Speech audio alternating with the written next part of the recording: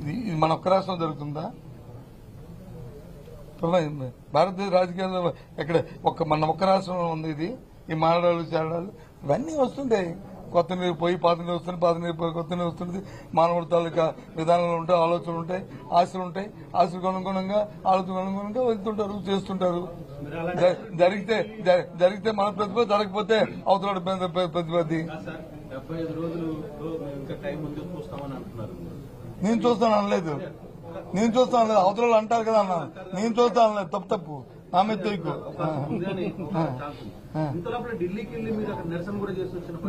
దాని వేరు ఇది వేరు. ఢిల్లీకి దీనికి వెళ్ళాము. రాష్ట్రంలో జరుగుతున్న శాంతి భద్రత వెళ్ళాం. జరుగుతున్న దౌర్జన్యాలు, దమనకాండల మీద వెళ్ళాం. అంతేగాని మిగతా విషయాలు మేము మాట్లాడలేదు. అక్కడ మేము మాట్లాడామని చెప్పండి. నాకు తెలియదు. మీకు అనిపించిందా? మేము వెళ్ళింది, మా పెద్దలందరూ వెళ్ళింది, మా నాయకుడు వెళ్ళింది, అందరూ కలిసి వెళ్ళింది. జరుగుతున్న దౌర్జన్యాల మీద, జరుగుతున్న హత్యల మీద, జరుగుతున్న దానకాండల మీద, దాని మీద వెళ్ళాం. అది ఎప్పుడు కూడా ఇంతకుముందు రాజకీయాల్లో జరగలేదు. ఈ రాష్ట్రంలో ఎన్నికలైన తర్వాత జరగలేదు. కాబట్టి దాన్ని ఆపాలేదన్నాం. దానికోసం వెళ్ళాం. దాన్ని ఎత్తి మొత్తం యావత్తు దేశం దృష్టికి తీసుకెళ్ళడానికి వెళ్ళాము. అది సఫలీకృతం అయ్యాము. ఎవరు పెడుతున్నారు?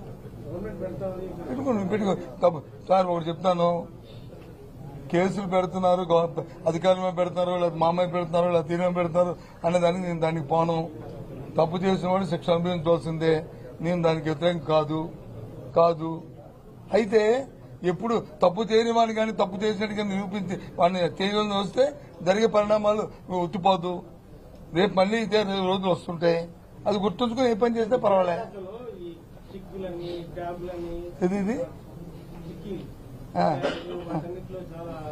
ఇంకోటి కూడా మర్చిపోయారు. ఏదో 4-5 రాస్తున్నారు. ఇంకా ఇది కూడా ఇచ్చాం. దాని పేరు ఏం పేరు? ఇంటరాక్టివ్ ప్యానల్స్ కూడా రిపీట్ ఆర్డర్ ఇచ్చాం. మర్చిపోయారు మీరు. ఐఎఫ్టీలు అది ఎందుకు రాయట్లేదు మరి నాకు తెలియదు. కానీ అది కూడా ఇచ్చాం. అది కూడా ఏవైనా సరే ప్రభుత్వం మాది కాదు, మేము కాదు. మేము వద్దన్నా ఎంక్వైరీలు మానరు, మేము చేయమన్నా చేయరు.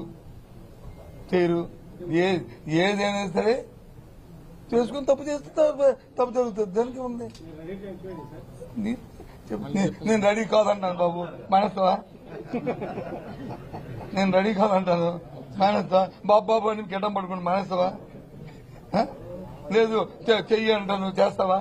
కాదు కదా. ఎందుకు అవన్నీ అప్రోచ్ ఎలాంటి ఇంతమంది పెద్దలు ఉంటున్నప్పుడు, ఎలాంటి ఇన్ని మీడియా ఉంటున్నప్పుడు ఈ చిన్న ప్రశ్నలు వేసి చూసే ప్రజలకు వచ్చి విసిగించడం మంచిది కాదు. ఇది కొద్దిగా హైలైట్ గా ఉండేవి, రాష్ట్రానికి పనికొచ్చేవి, దానివల్ల ఉపయోగపడేవి అవేయండి. ఇవెందుకు పనికిమాల క్వశ్చన్లు అని నేను అనుకుంటున్నాను. I'm sorry.